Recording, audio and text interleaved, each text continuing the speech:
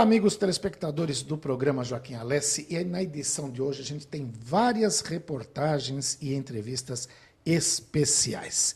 Eu começo nos primeiros blocos conversando com o Dr. Pilson Choi, que é um ortopedista especialista em cirurgia minimamente invasiva e candidato à presidência da Sociedade Brasileira de Coluna, em congresso que acontece agora no próximo dia 20. Ele esteve na Associação Paulista de Medicina São Bernardo do Campo e Diadema para um debate com o Dr. Cláudio Tafla, que é diretor médico da Mafre Saúde. Também entrevista o Tafla, que faz o contraponto nessa conversa.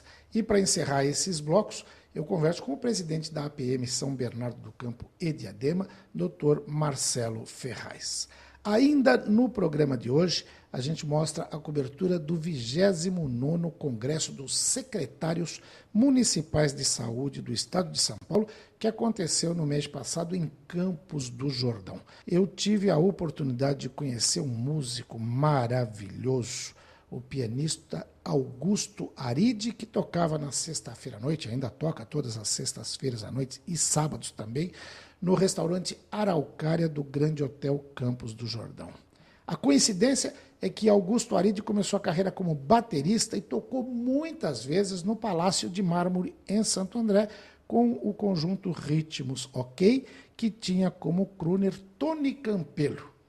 Vocês vão acompanhar alguns trechos de músicas executadas pelo Augusto Aride neste programa. Para terminar, uma cobertura da festa de São José, na paróquia São José, no bairro Baeta Neves, em São Bernardo do Campo. Conversa com o padre Carlito Dallagnese, converso também com o padre Jadeilson José da Silva. Tem uma fiel que é conhecida como a Xuxa do Baeta, que fala também. Ou seja, esse programa está realmente imperdível. Antes de começar, a gente vai para um rapidíssimo intervalo comercial e assim começa as entrevistas. Até já!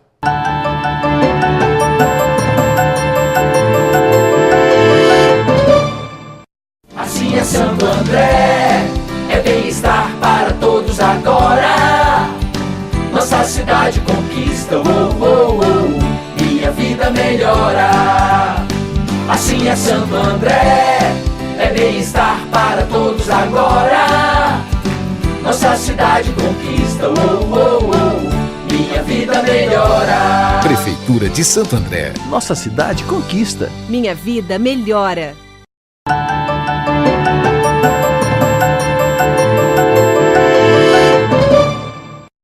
Muito bem, amigos telespectadores do programa Joaquim Alessi, e nesse bloco da Associação Paulista de Medicina São Bernardo do Campo e Diadema, eu tenho a honra e a satisfação de conversar com o professor Dr. Pilson Choi, que é professor da Universidade de São Paulo, professor de ortopedia, membro da Sociedade Brasileira de Coluna, membro também fundador da Sociedade Mundial de Cirurgia Minimamente Invasiva, que proferiu uma palestra aqui no auditório da APM, falou sobre a situação do exercício profissional do médico do Brasil, os seus problemas frente aos planos de saúde, frente aos hospitais, enfim, uma série de questões importantíssimas colocadas. Primeiro, doutor Pio, obrigado por nos conceder essa entrevista.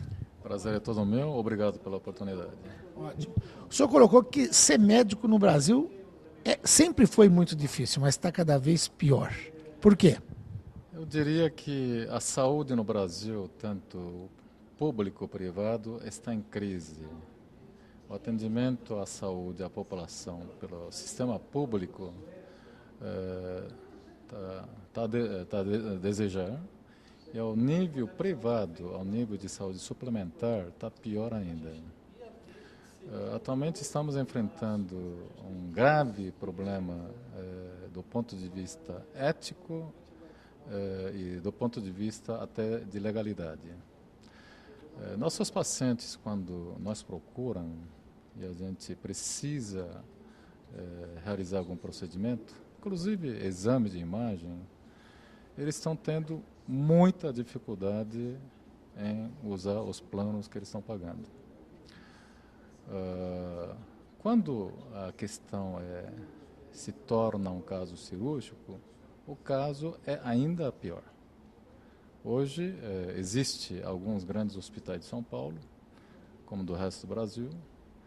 Hoje, existe alguns planos de saúde grandes ao nível São Paulo e no Brasil, que existe uma estrutura montada para dificultar o acesso à saúde que eles compraram, à saúde que eles têm direito. Ou seja, um procedimento que o paciente necessita, que o médico, depois de muitos anos de estudo, chegou à conclusão de que é necessário. Uma cirurgia, muitas vezes é negada simplesmente em função de uma questão econômica, é isso? Na verdade, o que está acontecendo é que existe uma estrutura montada que, quando a gente solicita um procedimento e pede uma autorização, eles são obrigados a passar por uma segunda opinião, baseado simplesmente em laudo de imagem. É uma resposta padronizada por algumas operadoras para dificultar a realização do procedimento. E essa segunda opinião não pode ser um médico escolhido por eles, tem que ser um médico indicado pela operadora, normalmente que trabalha para a operadora. Sim, são médicos da operadora. Então, um exemplo, a gente indica um procedimento. Aí já vem uma resposta padrão. Houve uma divergência de conduta e de procedimento. De um funcionário sem assinatura de médico, sem assinatura, não se identifica. E que esse paciente é encaminhado para uma segunda opinião. E, via e-mail, eles pedem para a gente escolher, entre uma lista de 3 médicos, qual o médico que eu desejo que faça a segunda opinião. Primeiro, segunda opinião é prerrogativa do paciente, o convênio não pode impor.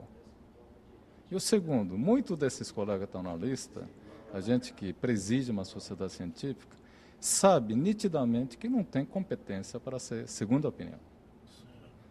E diante disso, quando a gente pede identificação do médico e o laudo, esses são negados. Obviamente, para dificultar o acesso à justiça por parte do paciente. O senhor é um respeitado cirurgião de coluna no mundo inteiro, pioneiro no desenvolvimento dessa técnica minimamente invasiva. E a sua categoria, principalmente os médicos que trabalham corretamente, cadastrados ou filiados à Sociedade Brasileira de Coluna, que tem que passar por uma prova, não é só se inscrever ali, tem que ter residência, tem que ter anos de estudo. O senhor dizia no seu pronunciamento aí que eles foram vítimas de uma reportagem que a gente pode chamar de sensacionalista, que colocou no mesmo balaio de gato todos os profissionais. E muitos daqueles acusados na questão de órteses e próteses nem membros da sociedade são. É isso mesmo? Exatamente. Alguns desses colegas nem membros são, e o pior ainda, a atual direção da entidade que nos representa foi omisso sobre o assunto. Então, sou candidato... Isso que eu ia perguntar. Por isso, nós teremos agora, acho que é dia 20 de abril, né? 20 de abril. Em Minas Gerais, um grande congresso, né? Que define a nova diretoria da Sociedade Brasileira de Coluna. O senhor é candidato, a sua chapa chama Mudança, exatamente em função disso. Exatamente. Então, nossa chapa Mudança para exatamente tentar mudar a atitude dos atuais, os últimos dirigentes da nossa sociedade, que em muitos aspectos tem sido bastante omisso nessa questão de defesa profissional. E do nosso modo de ver, uma sociedade não deveria existir, não tem sentido de existir sem a defesa profissional. Porque essas reportagens sensacionalistas colocaram todos os médicos, nivelaram por baixo, generalizaram e, obviamente, reportagens provavelmente patrocinadas por alguns interesses secundários terciários. Correto. Para encerrar hoje, é lógico que eu vou ter que fazer uma entrevista mais longa com o senhor, porque nós temos muito assunto para debater e é importantíssimo isso que o senhor está trazendo para o nosso amigo telespectador, nossa amiga telespectadora. Mas o senhor defendeu no final da sua fala um grande pacto pelo respeito ao Código de Ética dos Médicos. Ou seja, não é preciso criar nada de novo, não. Está tudo ali no código, basta que os envolvidos no processo de saúde, seja da saúde pública, seja da saúde suplementar, respeitem a ética médica. O que assim existe esse grande desequilíbrio entre o interesse do paciente, do médico, contra o interesse dos operadores de saúde e dos hospitais. Esse desequilíbrio tem que ser reequilibrado. Então, se caso formos eleitos para a Sociedade Brasileira de Coluna, nós vamos chamar todas as partes envolvidas, trabalhar junto, identificar os problemas, para tentar se criar um modelo de saúde que atenda a todas as partes, para que a medicina volta a ser exercida de uma maneira ética e legal. Doutor Pio, muito obrigado pela entrevista, parabéns pelo trabalho e até uma próxima oportunidade. Obrigado pela oportunidade. Eu agradeço. Dr. Pio Sunchoy, professor doutor da Faculdade de Medicina da Universidade de São Paulo, conversou com você, amigo telespectador do programa Joaquim Alessi, nesse bloco da Associação Paulista de Medicina São Bernardo do Campo e Diadema.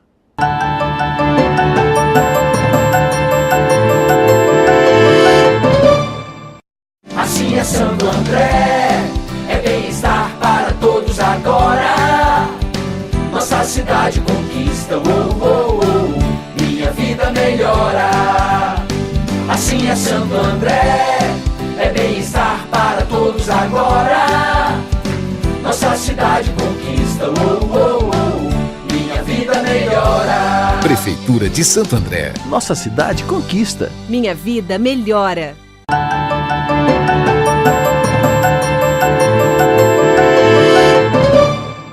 Olá, amigos telespectadores do programa Joaquim Alessi, nesse bloco da Associação Paulista de Medicina São Bernardo do Campo e Diadema. Eu tenho a honra e a satisfação de conversar com o Dr. Cláudio Tafla, médico, diretor médico da Mafre Saúde, empresa seguradora que todo mundo conhece.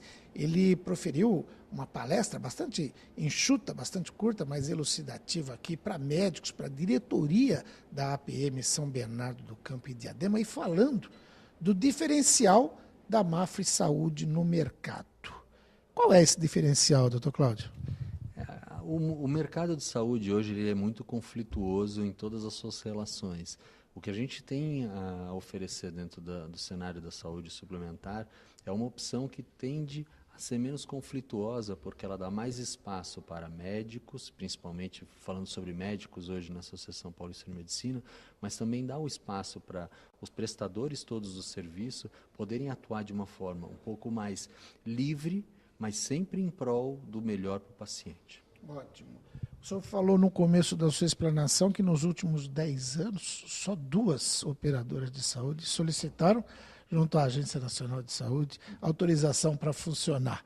Ou seja, parece que o mercado não é muito atrativo ou exige muito e exige um empenho, que o senhor falava também o seguinte: o que a gente precisa é atender bem o nosso cliente, porque senão não tem sentido essa existência.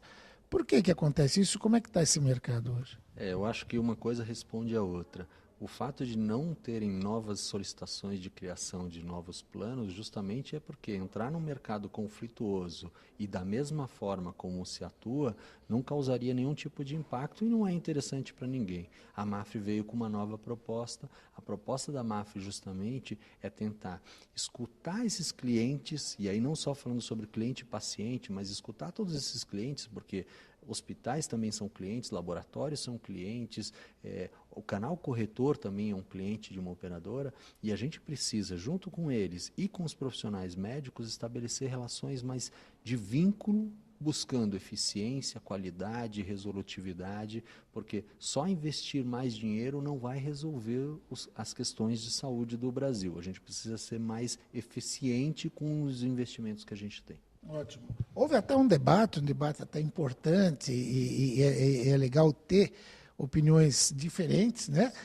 De quem está de um lado. Às vezes a gente vê o médico reclamar que o médico indicou determinado procedimento, determinado exame ou determinada cirurgia, e a auditoria do plano de saúde, da operadora, acaba indicando um caminho ao contrário, e fica para o paciente que está na ponta e que é leigo, aquela questão, poxa, mas será que o médico indicou porque eu precisava mesmo da cirurgia e o plano não quer fazer para não gastar dinheiro? Ou o médico também indicou uma cirurgia desnecessária ou um procedimento desnecessário, e a gente sabe que muitas vezes isso acontece, né? Não é a prática usual, mas infelizmente, o senhor falou até num determinado momento, a gente preferiria não ter auditoria, porque podia usar esse dinheiro para outra coisa. Mas o senhor chamou o seguinte, não é o momento de um conflito, de chamar uma guerra, é de chamar um diálogo e de chamar um grande entendimento. Esse é o caminho? Sim, eu acho que a gente tem muitos pontos que foram colocados hoje, eles são muito claros e podem pautar uma discussão que possa ser construtiva, não ir para o confronto. Acho que todos os players desse mercado têm suas razões e suas formas de atuar e a gente precisa tentar alinhar cada vez mais eles no sentido de trazer melhores resultados. Ninguém é contra a incorporação de novas tecnologias, ninguém é contra os procedimentos médicos que são solicitados, mas a gente tem certeza que a melhor medicina é aquele paciente certo, no lugar certo, com a medicação certa, com o tratamento certo, e ele vai ser bem resolvido dentro desse sistema, trazendo benefícios para todos, porque todos vão se beneficiar dessa melhor medicina. E essa comunicação com a sociedade, levar esse debate de uma maneira franca, aberta, só ajuda nesse processo de aprimoramento dessa integração, né? Com certeza, entender primeiro quais são os interesses envolvidos e a gente digerir isso, né? A gente não pode, de uma forma reativa, brigar com todo mundo e achar que através da briga a gente vai achar soluções para esse cenário. Acho que a gente precisa escutar todos os atores desse mercado, todas as pessoas envolvidas, todos os hospitais, laboratórios, paciente, médico. Depois de escutado e criado uma consciência, a gente caminhar no sentido de uma melhor medicina. É o que todo mundo quer fazer. Hoje aqui foi discutido isso e é o que a gente escuta em todas as discussões que acontecem em todos os âmbitos, que todo mundo quer fazer melhor. Todo mundo quer fazer o melhor para o paciente. Só que nesses conflitos, por não se enxergar e por não se entender, acabam brigando mais do que produzindo resultados positivos. Obrigado, doutor Cláudio, pela entrevista. Até uma próxima oportunidade. Eu que agradeço. Ótimo. Doutor Cláudio Trafla, diretor médico da Mafre Saúde, conversou com você, amigo telespectador do programa Joaquim Alessi, aqui nesse bloco APM São Bernardo do Campo e Diadema.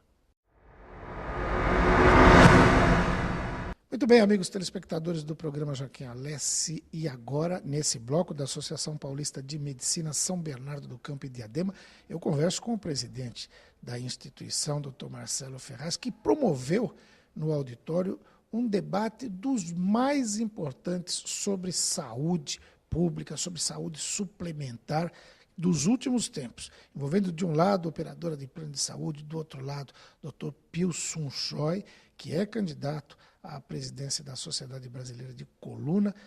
Doutor Marcelo, um debate enriquecedor para a diretoria, para os membros da sociedade, e que a gente tem a oportunidade de levar algumas conclusões para o nosso público telespectador, né? Agradeço mais uma vez, Joaquim, por estar presente, né, representando realmente a classe médica e mostrando o nosso trabalho. Realmente o objetivo não é criticar erros nesse discurso, nessa discussão tão importante envolvendo o plano de saúde e a classe médica, mas sim apontá-los e corrigi-los. Esse é o nosso objetivo. Que o objetivo fundamental, como eu sempre digo, da Associação Paulista de Medicina, da nossa regional, é zelar pela qualidade médica prestada à nossa população. Ótimo. E para falar da qualidade médica, exatamente nesse dia que a gente está gravando aqui, né, o programa é muito transparente, a gente vai ao ar depois, mas grava, hoje é dia 2 de abril, o ministro da Saúde, Arthur Quioro, que foi secretário aqui em São Bernardo do Campo, o ministro interino da Educação, os dois anunciaram um edital, que já foi publicado no Diário Oficial da União, com as regras para a criação de novos cursos de medicina no Brasil. São basicamente escolas em cidades que ainda não têm curso de medicina, 11.500 vagas, em cidades praticamente do norte e do nordeste. Como o senhor vê isso que a gente poderia chamar até de uma proliferação de cursos de medicina, se isso é benéfico, maléfico, que avaliação o presidente da APM faz? Esse tipo de conduta, isso aí já existiu momentos históricos. Na revista da PM de São Paulo tem um recente artigo publicado que nos Estados Unidos, há 100 anos atrás, foram abertas inúmeras escolas médicas. Qual a conclusão? A malformação dos médicos, que acabaram concluindo, geraram mais doença do que saúde. E como eles têm um aspecto administrativo muito grande, se reorganizaram, foram fechadas a maioria dessas escolas abertas espontaneamente, muitas vezes sem uma qualificação evidente, e que depois o mercado dessas escolas médicas foi regularizado de acordo com a necessidade e com a qualidade do médico formado nessas entidades. Então, nós estamos vivendo um momento histórico já ocorrido nos Estados Unidos há 100 anos atrás. Que isso vai representar o quê? Só que esse tempo de abrir escolas, inúmeras escolas, fechar as escolas e realmente formar bons médicos, nas principais, de acordo com a sua necessidade, é de 20 anos. Então, eu poderia dizer que nós temos 20 anos aí que nós vamos ter que responder à sociedade perante essa questão, entre aspas, o que o problema da saúde é de principal é a falta de médico, o que não é. O que não é. O médico bem formado, gerando saúde, é isso que nós precisamos. Não simplesmente a formação sem qualificação, o que já foi comprovado que só vai gerar mais doença do que realmente uma saúde. Um diagnóstico mal feito, é um remédio mal dado, e aí sim, não somente o comprometimento do paciente, mas um custo a toda a nossa sociedade. Tá ótimo. Agora, só para a gente concluir, nessa sua gestão aqui na APM, o senhor tem trazido bastante especialistas, debates importantes, e hoje a presença do Dr. Pilson Choi, um professor, doutor da Universidade de São Paulo, que foi seu professor também, né? Um mestre na sua área, o senhor é outro deles, neurocirurgião conceituado. A palestra dele hoje aqui teve um peso fundamental, né? Isso é realmente trazer personalidades que realmente se expressam com uma forma transparente, né? Uma forma lúcida e que tenha um objetivo. Isso que é fundamental para nós. Nós não queremos ideias, nós queremos fatos organizados para que chegamos a uma melhor conclusão e poder, com isso, mudarmos essa realidade da medicina que nós vivemos hoje em dia. Doutor Marcelo, obrigado por essa entrevista, até uma próxima oportunidade. Muito obrigado, agradeço a todos. Mais uma vez, obrigado, Joaquim. Ótimo. Doutor Marcelo Ferraz, presidente da APM São Bernardo do Campo de Diadema, neurocirurgião, conversou com você, amigo telespectador do programa Joaquim Alessi, nesse bloco da Associação Paulista de Medicina São Bernardo do Campo e Diadema.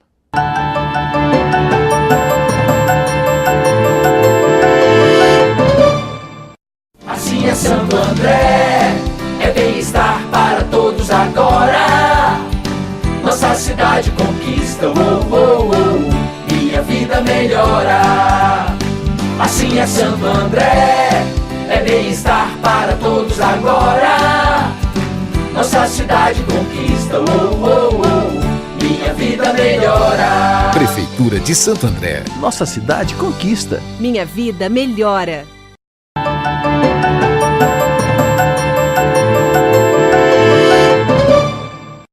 Na abertura, o presidente do COSENS, o então presidente do COSENS, José Fernando Casquel Monte, secretário de Saúde de Bauru, falou sobre o tema do Congresso.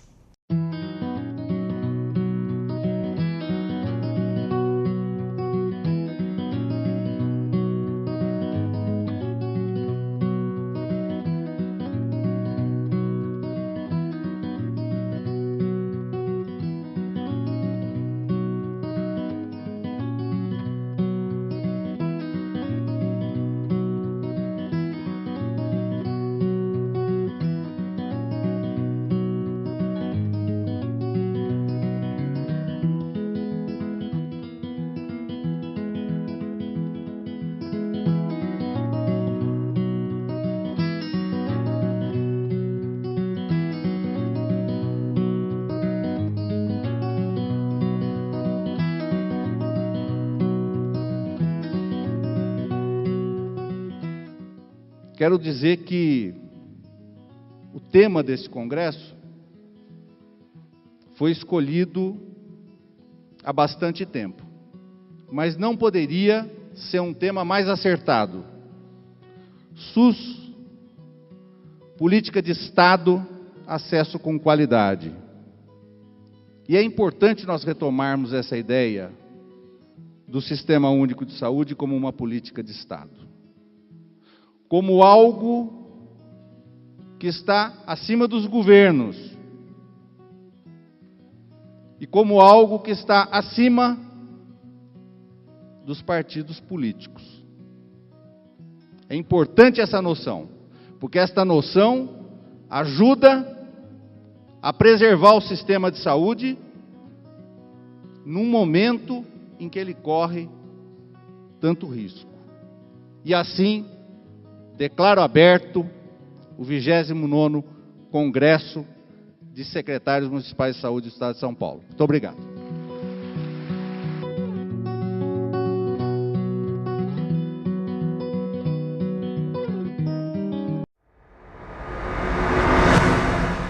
E colocou o dedo na ferida ao falar da qualidade de atendimento ao usuário.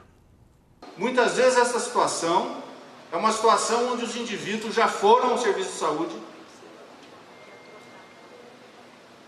passaram por uma consulta, mas para fazer o procedimento seguinte, que é uma cadeia de coisas que eles têm que fazer, para fazer o procedimento seguinte eles têm que voltar à rede para pegar outro encaminhamento, para fazer outra via-cruz. Pois a gente não entende por que os municípios, que as pessoas dos municípios, que as pessoas estão nas ruas às vezes, né? Bom. O secretário de Saúde do Estado, Davi Uip, também defendeu o SUS, mas disse que é preciso melhorar muito. Eu acho que não tem ninguém sentado nessa plateia, nessa mesa, que não defenda ardorosamente o Sistema Único de Saúde. Quem está aqui é porque acredita nesse sistema. Eu lido com isso há 40 anos, mas também estou absolutamente convencido que nós precisamos repaginá-lo. Não dá para continuar do jeito que ele está. Eu quero discutir um pouco a qualidade, não do que o Fernando falou, mas das suas propostas que eu acho que são muito pertinentes. Tá? Então, veja bem, o município, ele coloca, em média, 24% do seu orçamento. Tem município, por exemplo, como Diadema, que coloca mais de 30%. Então, eu quero discutir um pouco a qualidade desse investimento. Esse dinheiro, ele está sendo aplicado a mais, em correção, atende às obrigações municipais. É isso que o município precisa. Ou nós estamos gastando mais e com qualidade que nós vamos ter que refletir. Seguramente, muitos gastam da melhor forma, mas muitos gastam naquilo que não deveria gastar.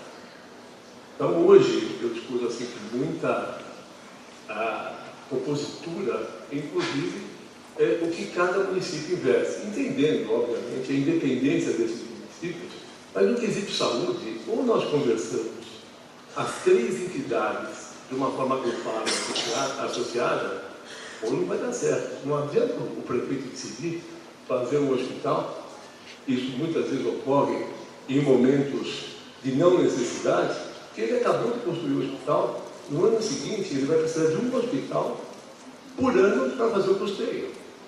Então, essa decisão, ela é mais do que uma decisão municipal. Ela é uma decisão que envolve os três entes federativos. Porque não adianta ter o hospital no dia seguinte, você não tem o custeio. Eu, Polar, nós estamos como secretários há um ano e 6 meses. Ele falou ontem, nós atendemos mais de 350 audiências com prefeitos, muitas delas com vários prefeitos, 40, 50, e para nós parece muito claro que nós precisamos ajudar na escolha desse investimento. E encerrou falando do drama dos secretários municipais de saúde. É o Ministério da Saúde, são as secretarias de Estado e as secretarias municipais. Não nos interessa o conflito, não nos interessa apontar responsáveis ou responsabilidades, nos interessa ter soluções, nos interessa a mesa de negociação, nos interessa avançar. Esse critério, que é o lado ruim da faceta política, eu sempre costumo dizer, eu ajudo a fazer planos de campanha de governo há 40 anos.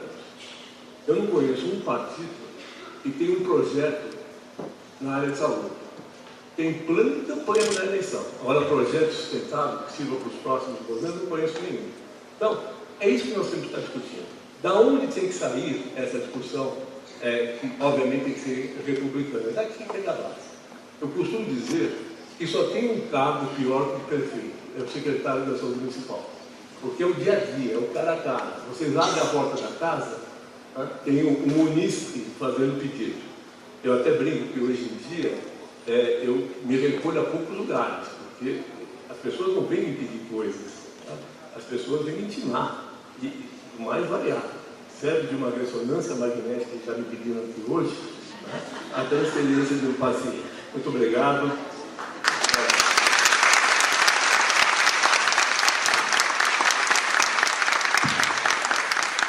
Obrigado, doutor Davi. A secretária de Atenção à Saúde do Ministério da Saúde, Lumena Furtado, ressaltou a dificuldade de uma ação tripartite conjunta entre União, Estados e municípios. Dos entes, né? Que é o nosso desafio e a nossa beleza do Pacto Federativo. Né? Ninguém manda em ninguém, até independente de quem coloca mais recursos, né? Porque a nossa relação de autonomia, e isso é que coloca como desafiador esse aprofundamento do Pacto Federativo. Acho que já avançamos muito, conseguimos inclusive formalizar instâncias de pactuação, instâncias de negociação em todos os espaços do SUS, mas com certeza acho que precisamos mudar o patamar do nosso processo de pactuação interfederativa, tanto nos estados, nas tripartites, nas regiões, como nacionalmente. Nós temos muita clareza no Ministério da Saúde hoje que precisamos construir processos que ajudem a termos um outro jeito de pactuar as políticas. Primeiro, um jeito mais simples. Nós temos que ser capazes de simplificar a construção das políticas de saúde. Não dá para a gente imaginar políticas que queiram dar conta, num texto, né, de uma portaria, num texto de uma normatização, de toda a complexidade e pluralidade da realidade brasileira, que é exercida no cotidiano dos municípios de forma muito diferente no município de porte pequeno, de porte grande, no município da Amazônia, no município, numa região metropolitana, enfim. Então precisamos ser capazes, nesse pacto interfederativo, de nos deixar invadir, porque todas as nossas políticas são construídas de forma tripartite, mas acho que estamos, os três entes, ainda pouco permeáveis à diversidade brasileira. E precisamos combinar isso entre nós. A gente vai agora para um rápido intervalo e na volta tem a fala do ministro Arthur Quioro.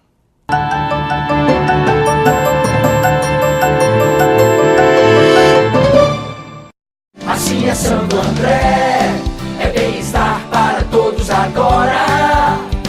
Nossa cidade conquista, minha vida melhora. Assim é Santo André, é bem-estar para todos agora. Nossa cidade conquista, minha vida melhora. Prefeitura de Santo André. Nossa cidade conquista. Minha vida melhora.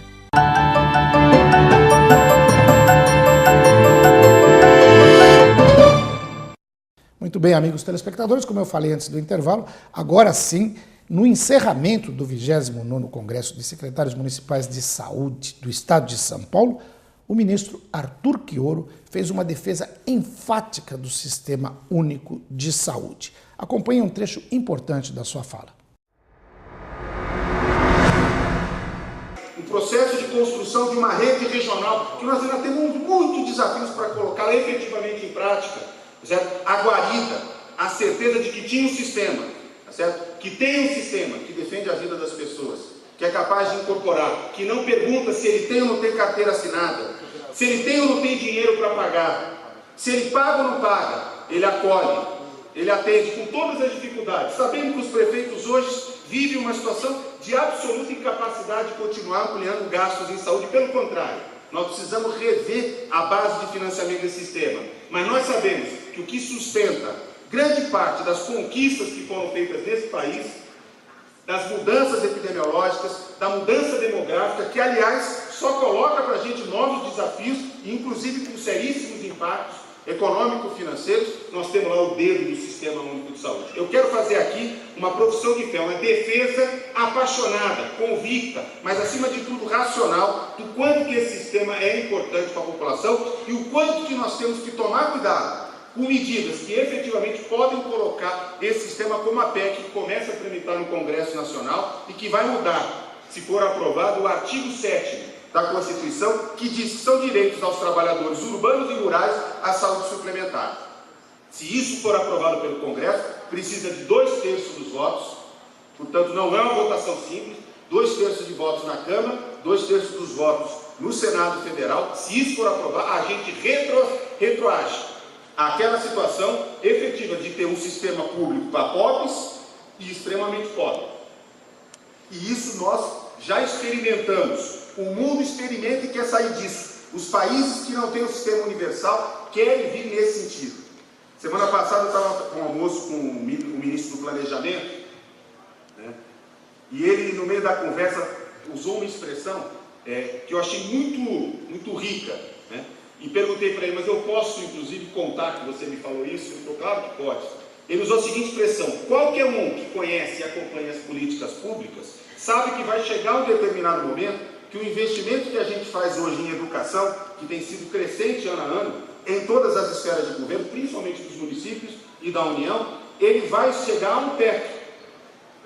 E a partir de um certo momento, inclusive, ele pode ser redirecionado para o campo da ciência e tecnologia, da inovação. Isso é desafiador para a nação como futuro, mas ele vai atingir um teto, até porque o fenômeno demográfico impõe para a gente uma situação de cada vez termos menos crianças, menos jovens e cada vez mais a população a avançar numa rapidez impressionante para um processo de envelhecimento.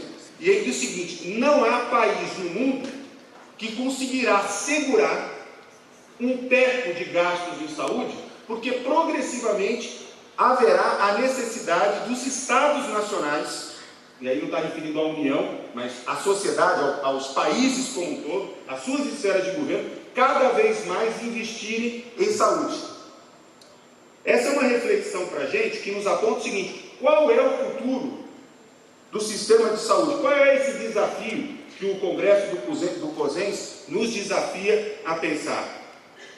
Que tipo de rede, que tipo de sistema, que tipo de trabalhador e trabalhadora nós precisamos para dar conta dessa nova realidade colocada frente a esse novo perfil demográfico, epidemiológico, diante dessa nova sociedade? Me parece que algumas questões são centrais para serem enfrentadas. Primeiro, nós precisamos efetivamente consolidar a rede básica, que há 26 anos a gente diz que é central para fazer a mudança do modelo de cuidado no nosso país, mas só recentemente nós estamos tendo a oportunidade de fato de contar com uma expansão significativa.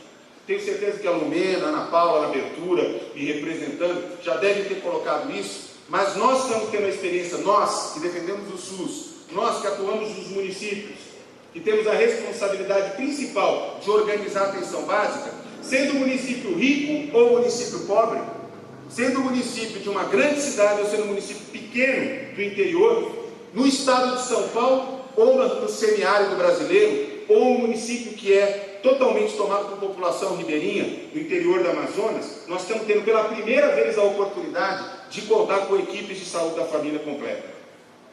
Para além desse debate todo, ideológico, centrado na época da Guerra Fria, que não faz mais nenhum sentido, como se Cuba fosse algum problema para cada um de nós. Cuba é uma nação amiga, que teve a oportunidade de formar e consolidar uma rede de atenção primária muito qualificada e que ajuda mais de 62 países no mundo hoje. Inclusive, quando o mundo inteiro mandou dinheiro para a Nigéria, para a Serra Leoa e para a Guiné para enfrentar a epidemia de ebola, o único país que mandou gente para ajudar foi Cuba. O único.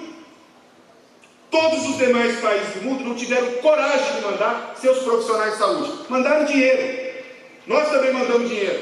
Eles mandaram gente, força de trabalho. E quem tem lidado com os profissionais cubanos, argentinos, uruguaios, portugueses, enfim, de todas as nacionalidades que toparam passar 3 anos da sua vida entre nós, está tendo uma rica oportunidade de ampliar os seus horizontes de aprendizado, de compartilhar novas experiências, assim como eles estão. Assim como os brasileiros que vão trabalhar na África, no Médicos Sem Fronteiras, também ganham essa oportunidade.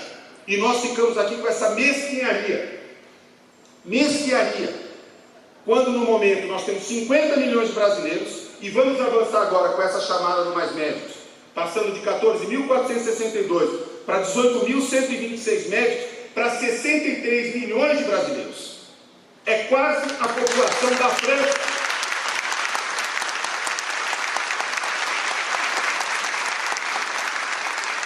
Nós vamos passar a garantir, nós, o Estado brasileiro, não é o governo federal, não é o Arthur Chioro, não é a Dilma Rousseff, somos nós os gestores do SUS, os prefeitos, os secretários, o ministro, a sua equipe. Nós que temos responsabilidade pelo SUS, nós vamos dar o direito às pessoas de, pela primeira vez, a 63 milhões de brasileiros, a contar com uma coisa que todo mundo que está aqui dentro desse salão tem, que é alguém para cuidar da nossa saúde, de forma permanente. Não é um médico, é uma equipe. Agora, uma equipe de saúde da família não existe sem a presença do médico, assim como não existe sem a presença do enfermeiro. É tão simples assim, é tão simples, mas é a primeira vez. Talvez a mais revolucionária mudança que o SUS está vivendo é poder ter atenção básica de fato, reduzindo internação e encaminhamento desnecessário, fazendo com que a gente tenha um pré-natal bem feito, que vai dar um impacto decisivo sobre a mortalidade infantil tardia, fazendo com que hipertensos, diabéticos possam ser acompanhados de uma forma correta e deixemos de ser o país que mais cedo entra em hemodiálise, exatamente porque a gente caminha de maneira desastrosa para a insuficiência renal crônica, porque não tínhamos uma manutenção básica para cuidar da hipertensão e da diabetes.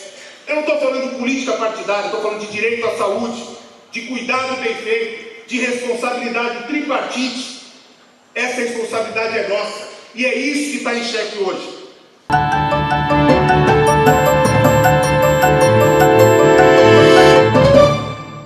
Assim é Santo André, é bem-estar para todos agora.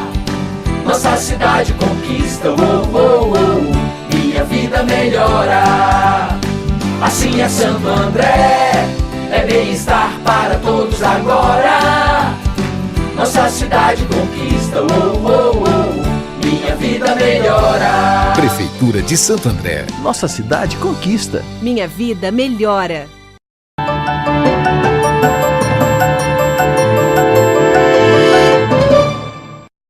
Quem vive no ABC há alguns anos certamente já ouviu falar do Palácio de Mármore do Moinho São Jorge. Quem vive há muito mais tempo certamente frequentou os bailes que toda semana movimentavam a elite da sociedade, não só andreense, mas de São Paulo. O Salão de Mármore, que foi inaugurado no final dos anos 50, anos 60, por um secretário-geral da ONU, recebeu príncipes e imperadores, ex-presidentes como João Goulart, Jânio Quadros, José Sarney, enfim, era um espaço de glamour, que recebeu, para vocês terem uma ideia, Rei Charles. Rei Charles tocou no Palácio de Mármore de Santo André. E eu tive a oportunidade de, em Campos do Jordão, conhecer um músico que também tocou muito no Palácio de Mármore. Na época, ele era baterista. Começou a tocar com 11 anos de idade, tanto que agora, no próximo ano, vai completar 60 anos como artista, registrado na Ordem dos Músicos. Estou falando do Augusto Arite, hoje pianista, com vários CDs gravados, interpretando músicas de mestres como Tom Jobim, João Donato, enfim, tudo o que você possa imaginar.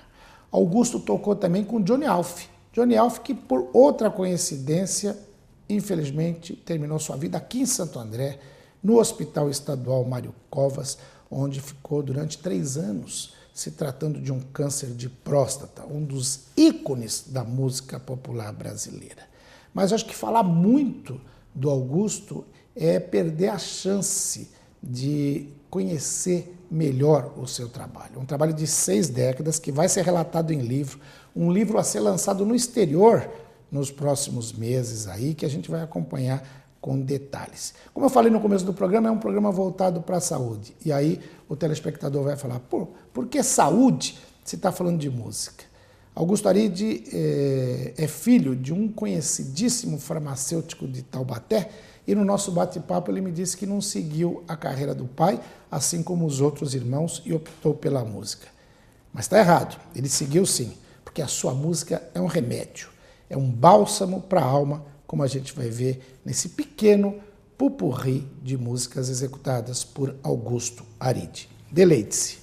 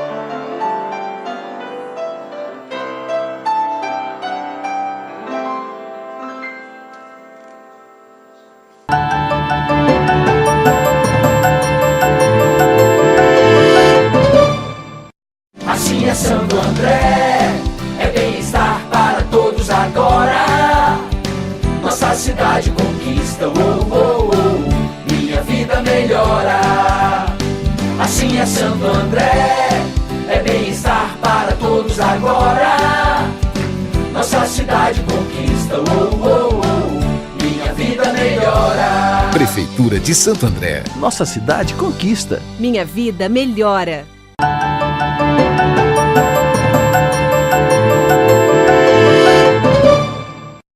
E neste bloco a gente mostra as comemorações, ou um trecho das comemorações, pelos 60 anos da paróquia São José no bairro Baeta Neves, falando rapidamente com o padre Carlito, o padre Jadeilson, com fiéis, enfim, para dar uma pequena amostra do que foi essa festa no dia 19 de março, que teve uma colaboração direta do programa.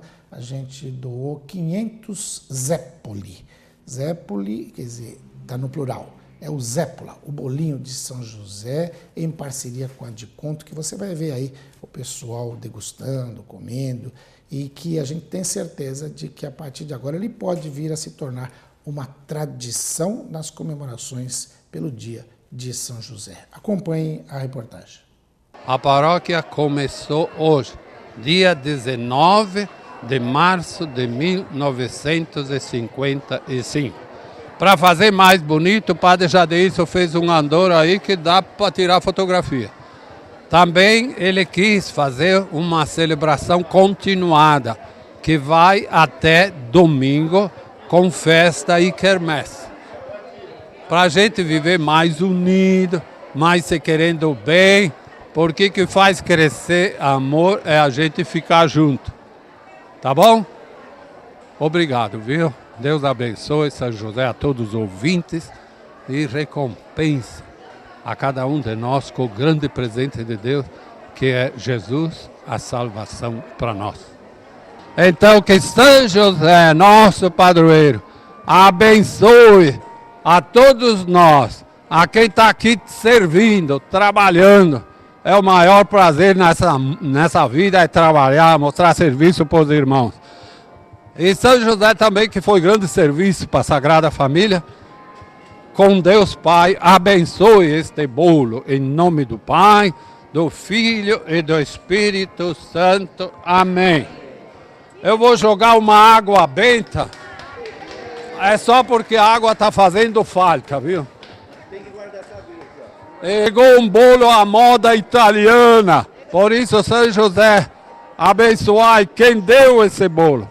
E quem vai comer desse bolo? Em nome do Pai, do Filho e do Espírito Santo. Amém. Mas não veio da Itália não, foi feito aqui. Vamos. Estamos aqui no dia 19, dia de São José, festa de São José.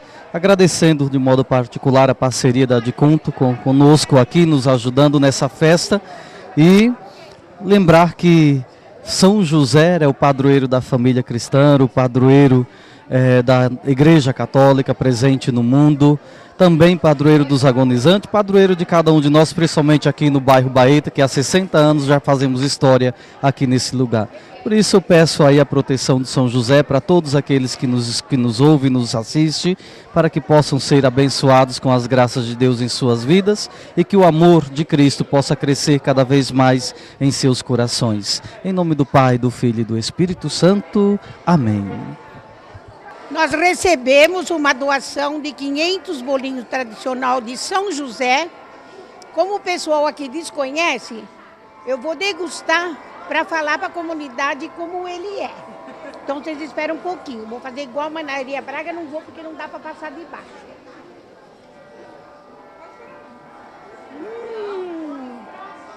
Maravilhoso. É muito bom. Vale a pena vocês levarem, por favor. Aceita um pedacinho?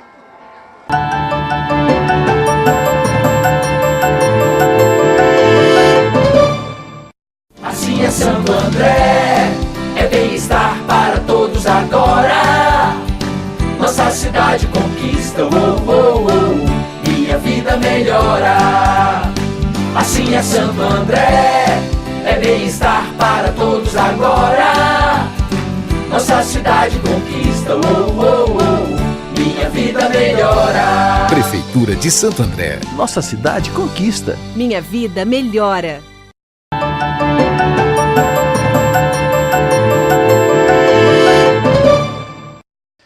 amigos telespectadores, eu tenho certeza de que vocês curtiram cada bloco, cada entrevista, cada informação trazida na edição de hoje. Por isso, eu conto com a sua audiência no próximo programa. Até lá!